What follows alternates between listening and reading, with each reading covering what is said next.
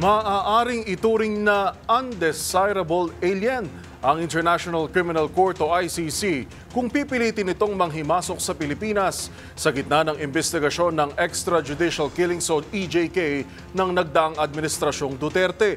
Git ng Solicitor General of the Philippines, mayroong sariling batas at polisiya ang Pilipinas na dapat sundin.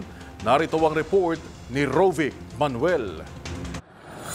Maaari umanong ituring na undesirable aliens ang International Criminal Court o ICC kung pipiliting manghimasok sa Pilipinas upang imbestigahan ang extrajudicial killings o EJK sa ilalim ng administrasyon ni dating Pangulong Rodrigo Duterte. Ito ang sinabi ni Solicitor General of the Philippines Menardo Guevara sa panayam ng DZRH. Kung yung mga ginagawa nila ay wala naman sa territorial jurisdiction ng Pilipinas, hindi naman natin mapipigil yun, no? Kasi pwede naman nilang gawin yun sa pamamagitan ng ibang paraan. Pero yung pupunta sila rito mismo at dito sila magko-conduct ng kanilang investigation, maaaring hindi makalusot yun. Kasi yun nga, hindi nga natin kinikilala ang jurisdiction nila.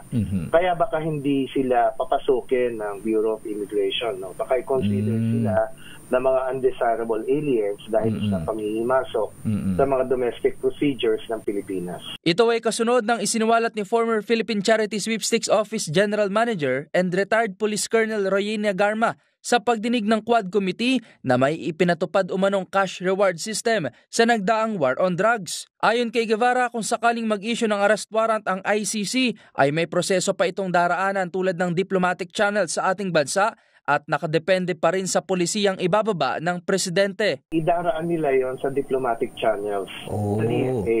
Pero kung ang polisiya, ang instructions ng presidente ay hindi makikipag-cooperate ang Philippine government sa ICC, ay hindi ipapatupad yan ng ating law enforcement agencies.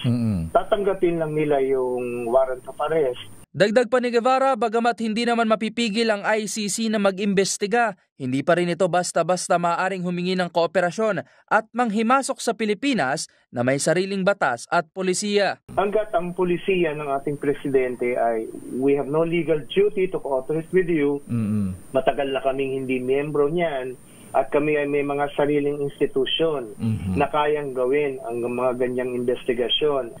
Dahil yung ating sovereignty ay parang na-encroach kung yung mga bagay-bagay na dapat na pwede natin gawin on our own ay pinapasa pa natin sa mga tagalabas. Para sa MBC TV Network News, ito si Rovic Manuel, una sa Pilipinas, una sa Pilipino.